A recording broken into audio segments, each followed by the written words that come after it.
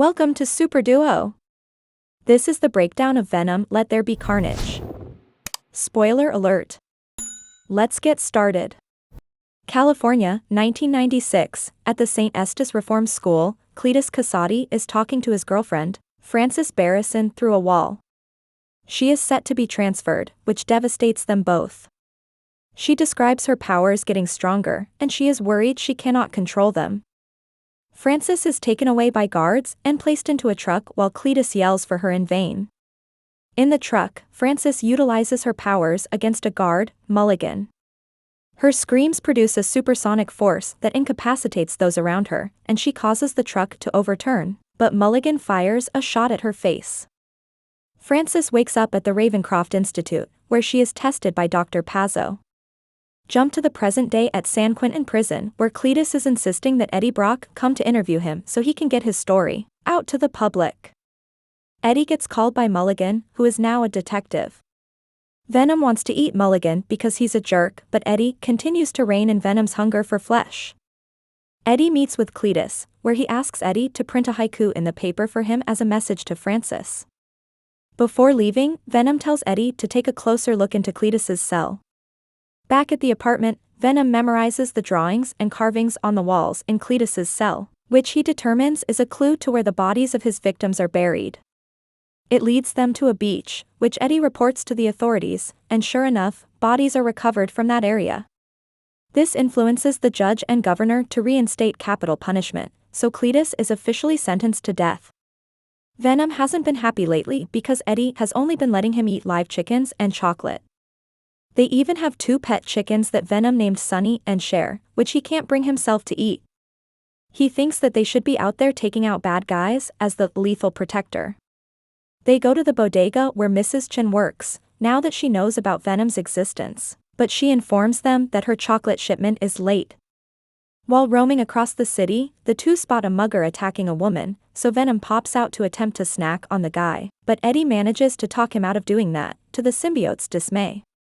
As they are running across rooftops, they get a call from Anne, asking Eddie to meet with her. Eddie goes to a restaurant to meet Anne, where Venom is really hoping that Anne will take Eddie back. She actually reveals that she and Dan have gotten engaged. Based on Eddie's bodily reactions, Anne knows that Venom is with Eddie, despite him telling her that Venom died a while back, so she tells Venom to take care of Eddie because he can't take care of himself, and also because he drives other people away. Eddie rides his motorcycle back in dismay, not caring if he gets hurt, but Venom steers him away, literally, from danger. Eddie receives a postcard from Cletus, which invites him for one last visit before he is executed. The card also details his past exploits, which include the abuse he suffered at the hands of his father, which led him to killing his grandmother by pushing her down the stairs in her wheelchair, and also electrocuting his mother in the bathtub. Eddie reluctantly visits Cletus, but the madman provokes Eddie by reminding him how he not only drove Anne away but how his father blamed him for causing the death of his own mother during childbirth. This causes Venom to push Cletus against the wall, but when he pulls him closer to Eddie, Cletus bites Eddie's hand and draws blood, although Cletus recognizes that what he is tasting is not ordinary blood. Cletus sees the blood on his finger come alive before ingesting it. Venom notes that he probably just made a huge mistake. Eddie and Venom return home where they have a big argument over Eddie not being able to live his life because of Venom, while the symbiote still complains about his hunger. The two then have a physical fight that includes Venom destroying Eddie's TV before they finally break up, and Venom goes on to possess other unwitting victims. Eddie then proceeds to clean up his apartment. Cletus is set to be executed via lethal injection. However, the symbiote in his blood takes over and sabotages the execution, overtaking Cletus's body and transforming him into Carnage. He proceeds to slaughter the guards gruesomely before busting out of San Quentin. He kills another man on the outside and steals his clothes before taking a car to go look for Frances. Carnage tells Cletus that he wants his help in killing Venom so that he will be the strongest symbiote, and Cletus agrees on the condition that he helps him find Frances. They go to a gas station where Cletus kills the clerk and hacks the internet with Carnage's help to learn that Frances is at the Ravencroft Institute. Eddie sees the news about Cletus escaping, and he is immediately visited by Mulligan. Knowing that Cletus took a particular interest in him, Mulligan orders Eddie to keep him updated if he finds out anything about Cletus. Eddie goes to do some investigating based on what Venom picked up and is drawn to St. Estes, where he sees the carving of CK plus FB on a tree. He calls Mulligan, who knows it's about Frances, but he believes he killed Frances when he shot her all those years ago. Venom continues going through bodies, but none of them are able to fully contain him before they end up dying. He winds up at a nightclub where people think he is just wearing a really good costume. He delivers an impassioned speech to the people in attendance, who all love him, but he is clearly still missing Eddie. With the current body about to give out, Venom manages to take himself to Mrs. Chen's shop and get her help as he is weakening. Cletus arrives at Ravencroft where Dr. Pazzo is trying to taunt Frances. Soon, Cletus emerges and uses Carnage's tentacles to kill Dr. Pazzo and break Frances from her cell. He renames her Shriek for her powers. They then proceed to kill off the guards and then head to St. Estes to burn it to the ground. As authorities and armed personnel approach, Carnage utilizes his abilities once again while Shriek uses her powerful screams against them, but Carnage doesn't like this since the noise weakens symbiotes. He orders Cletus to keep her under control. Eddie is taken into custody by Mulligan for the hope that he can bring Cletus to them. Eddie uses his phone call to contact Anne to get help. Dan drives her to the station where Eddie explains that he needs Venom to fight back.